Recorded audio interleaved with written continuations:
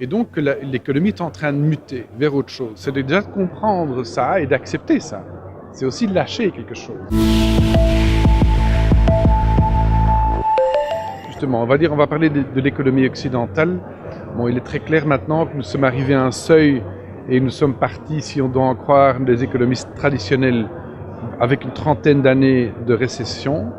Ma croyance, c'est que nous allons avoir quelques chocs en 2017, probablement des répliques de 2008, 2011, dette souveraine, fragilité de certaines banques, les spreads qui vont augmenter, donc des États en faillite virtuelle. Donc on va avoir, à mon avis, des gros chocs en 2017 qui va nous permettre de repenser en fait le système complètement à partir d'une page blanche.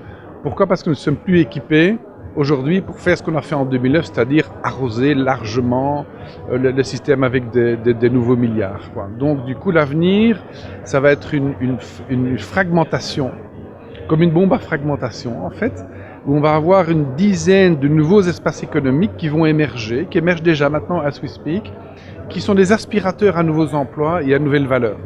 Et une diminution très, très importante des emplois dans les économies dites traditionnelles, l'industrie, l'énergie et surtout les services. La banque assurance, on parle de perte d'emploi entre 40 et 100%. Par contre, dans certains métiers. Par contre, l'économie sociale, l'économie circulaire, l'économie du partage, l'économie numérique, toutes ces économies-là sont en croissance très forte.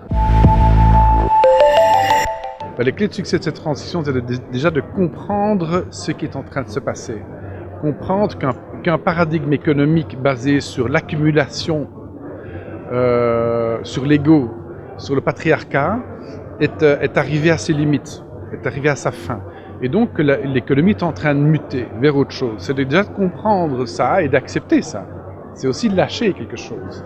Première chose. Deuxième chose, c'est de savoir aussi qu'est-ce que nous voulons amener avec notre excellence personnelle et notre excellence unique de notre entreprise au service de cette mutation, au service du progrès. C'est un choix aussi et c'est une compréhension. Et ensuite, c'est de développer l'intelligence collective des équipes, développer sa connaissance, son leadership d'opinion, se connecter à son écosystème de parties prenantes, c'est-à-dire créer des partenariats, des alliances stratégiques, créer des communautés qui portent votre nouveau business model et à ce moment-là, entrer dans la nouvelle économie. Son rôle devrait être de créer cet espace propice en fait, à l'émergence, en tout cas pas de faire obstacle à l'émergence de ces nouveaux modèles. C'est la première chose. Après, le politique, on sait, le politique va suivre plutôt les lecteurs que d'être innovatif. C'est l'entreprise qui doit être novatrice et pousser le politique et d'abord faire des choses sans attendre le politique et pour sa propre survie. Donc quelque part, le rôle de l'entreprise, c'est pour moi d'innover, d'imaginer de nouveaux business models, de parler avec les autres industries, de créer des nouvelles valeurs croisées avec les autres industries et avec les autres générations.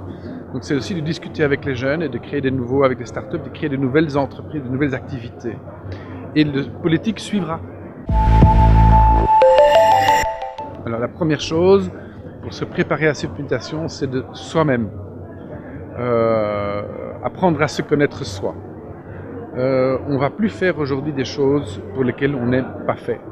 C'est de développer sa connaissance de soi, sa puissance personnelle. C'est en tout cas ce que je dis à mes enfants, ils sont comme ça aussi. Ils développent leur propre puissance unique en fonction de leur passion, cœur, et en fonction de ce qu'ils veulent amener au monde. Ça, c'est le lien au-dessus. C'est qu'est-ce que je vais amener au monde. Nous sommes tous obligés de faire ce travail, peu importe la génération. Donc ça, c'est la première chose. Et la deuxième chose, c'est se relier à des communautés qui, elles, ont un leadership d'opinion, ont une connaissance collective et pour développer ça. Donc ça, c'est le soi. Et donc d'amener cette excellence dans son contexte professionnel et de dire les choses. Voilà comment moi j'ai envie d'amener ma valeur au monde.